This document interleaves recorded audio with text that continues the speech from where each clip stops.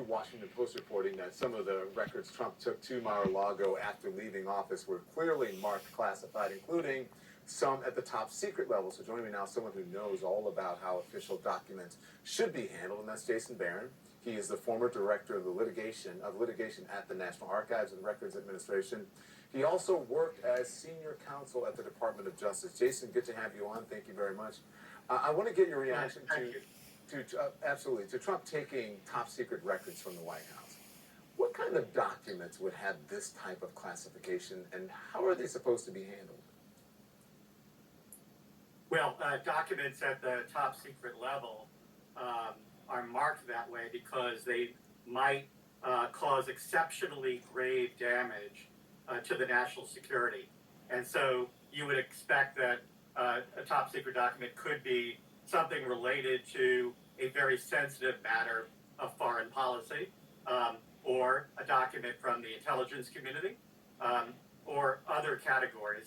And so it's very serious to have anyone, whether it's a president or someone at the White House, direct that boxes filled with classified documents go somewhere that they're not supposed to go.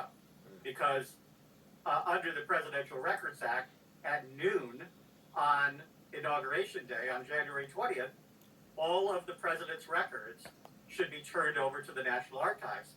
And the Archives knows where to put them in a warehouse. And the fact that there are boxes at Mar-a-Lago show that something very wrong has happened.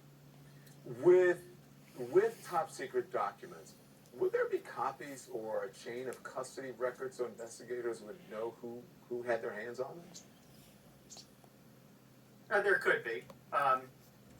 Government documents, generally, there's not a unique one, except if they're handwritten notes, so we can get into the ripping up of those. But generally, there are multiple copies, and there's a trail that can be followed. Well, why are they? I mean, these documents, I guess, are they hanging out? Should they be hanging out in the West Wing, or I should say, in the residence?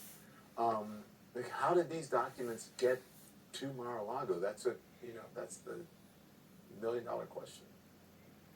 Right. I don't know the answer to that, but you're absolutely right that there are numerous government procedures that all personnel are trained on, or supposed to be, on handling classified documents, including putting them in skips, in secured compartmented information facilities. And so the fact that they might be handled in a different manner through the residence or through the White House than what are normal procedures is quite disturbing.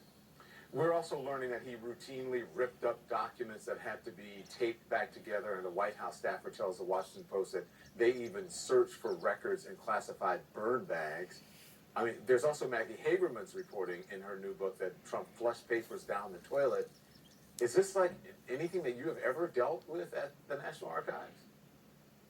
No, and I'm sure the good people at the Archives are shocked at some of the stories coming out, which they hadn't even known about during the years of the former president. It is amazing that there could be this level of cavalierness taken to what should be a serious duty, which is to preserve records for the American people. And I want to say, Don, that with respect to your back and forth with John Dean earlier in the show, you asked him about the 18.5-minute gap. Right. And let me just say that as bad as that was, and as all of the problems of Watergate, the records laws at that time were that President Nixon owned his documents. And it was because of his criminal acts that they were brought out and made by Congress records. But after that, the Presidential Records Act of 1978 was passed to ensure that the American people own the records of the White House, not the president himself, but the American people. And these kind of actions of ripping up documents on a large-scale basis, or the other action that you mentioned, just fly in the face of what the Presidential Records Act is all about. Jason, it was a pleasure. Thank you so much.